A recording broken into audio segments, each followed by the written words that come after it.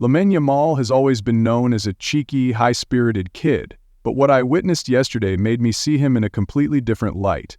Yamal raised his hand asking to be subbed off.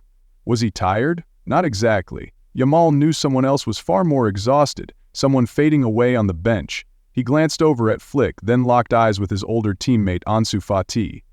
Flick understood, but at first he ignored the request. He didn't want to set a precedent, but Yamal's sincerity shook even a battle-hardened coach who's dealt with the best in the game.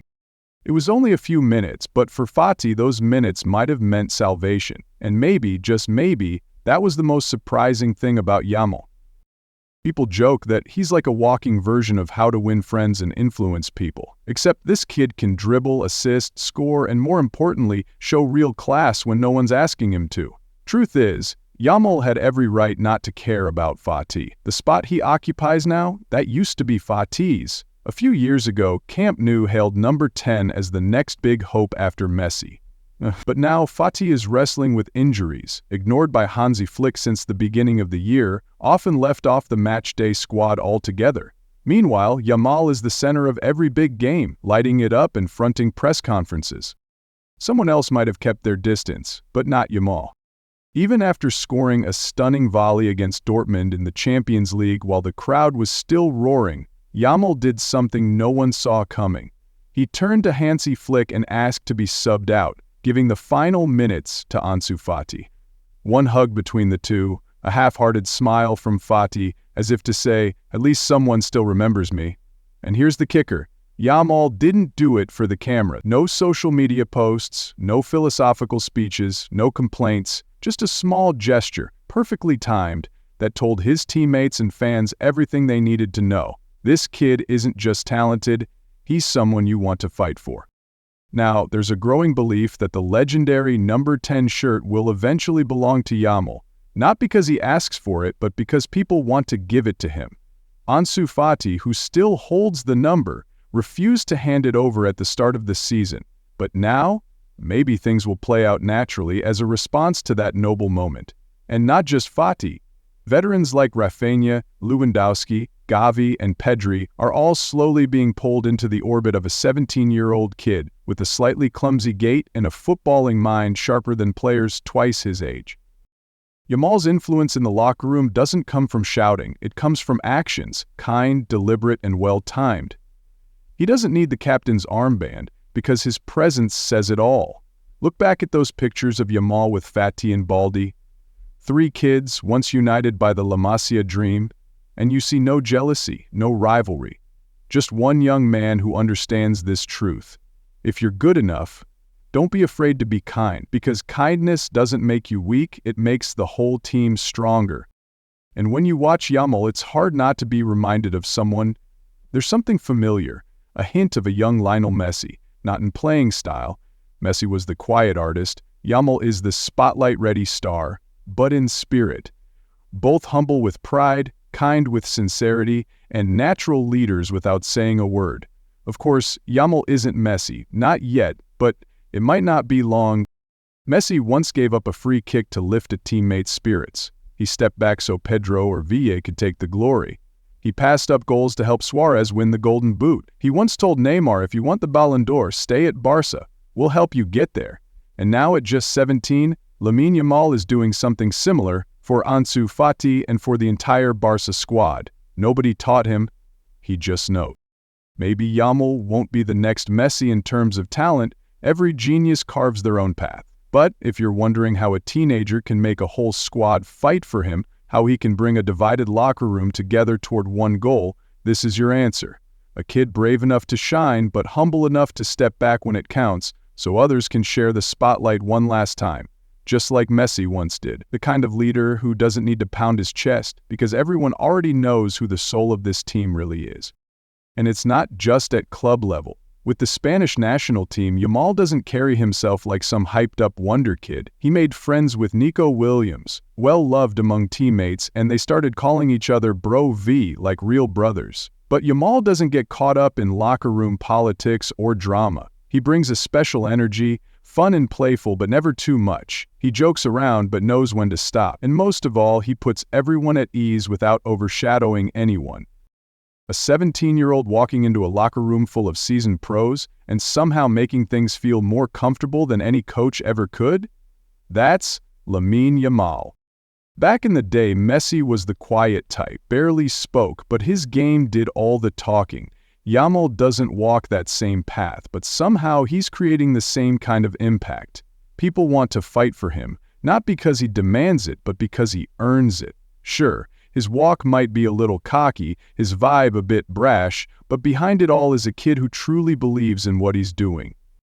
This year's Ramadan marked the first time Yamal fully observed the fast. No food, no water during daylight hours, all while still competing at the highest level. Not for show, not to prove anything, just because it's who he is. Spain coach Luis de la Fuente even went public, saying, "For us it's completely normal. He handled it so naturally, just like how he plays for Barcelona." While with the national team, Yamal never asked for special treatment, never requested time off, never complained about his fitness. He quietly worked with the medical staff to find the right balance. No drama, no sob stories. That calmness only earned him more respect. As De La Fuente admitted, "This is the first time I've worked with a player fasting through Ramadan, and honestly, there was no difference. He still performed at the top level." Here's a kid who will clap back at online haters with a cheeky take-a-nap kid, joke around with Flick like they're longtime buddies, and break all kinds of formalities. But when it's time to pray, he walks off the pitch without hesitation to honor his beliefs. Not out of fear, but out of faith. Quiet, natural, no grand gestures, just conviction. And that's the point. Behind this bold teenager on the field is someone deeply grounded in his own world. Yamal doesn't just know how to carry himself off the pitch, he carries his values too. He's thoughtful, emotional even. A 17-year-old who might strut with swagger and talk back online, but mention his family or the people he loves, and suddenly you see a softness that cuts through all the bravado. While many young stars splurge their first paycheck on designer kicks or flashy watches, Yamal quietly bought 3 homes. One for his mom, one for his dad, and one for his grandmother. No social media flex, no deep captions or tear-jerking quotes. He just did it. Let his actions speak. His grandmother's house? Right near Rocafonda, the neighborhood where he grew up, and every time he gets a break, he goes back. Eats home-cooked meals, walks those same streets where he used to kick plastic balls as a kid, and when he scores, instead of sliding on the turf or striking a Hollywood pose, he often throws up 304 Rocafondas. Area code. A subtle reminder he never forgot where he came from. Yamal's family wasn't picture perfect. His parents split up when he was young. His father is Moroccan, his mother from Equatorial Guinea. 2 different cultures, but he blends them effortlessly. No favoritism, no performance. He cares for them all, mom, dad, and grandma, with equal love. He doesn't chase validation or make grand declarations, but just one look at the moment he pulled his little brother onto the field to celebrate the Euro 2024 trophy, hugging him tightly in front of thousands, says everything. While others invite their girlfriends, agents, or best friends to their biggest nights, Yamal just wanted his baby brother by his side. Simple, pure, powerful. Maybe it's this quiet kindness that makes everyone around Yamal feel safe. No matter how fiery he gets on the pitch or how wild he gets on social media, at the end of the day, he's a kid who thinks deeply, remembers where he came from, and loves with a full heart. Not in a grown-up scripted way, but like a kid forced to grow up too fast, who somehow still held on to the best parts of himself. That said, don't get it twisted. Yamal's no angel. He's a walking duality, wild on the pitch, soft off it. Not the polite, obedient type. He's the talk smack but backs it up type. Classic Gen Z. He knows how to ball, how to speak, how to push buttons at the perfect time, and always delivers. Whenever you see "on a mission" pop up on his Instagram, just know someone's getting cooked. Bayern? Assist. Real Madrid? Goal. Dortmund? Same. Netherlands? Added to the list. It's not luck, it's just the big game instinct of someone who knows exactly who he is.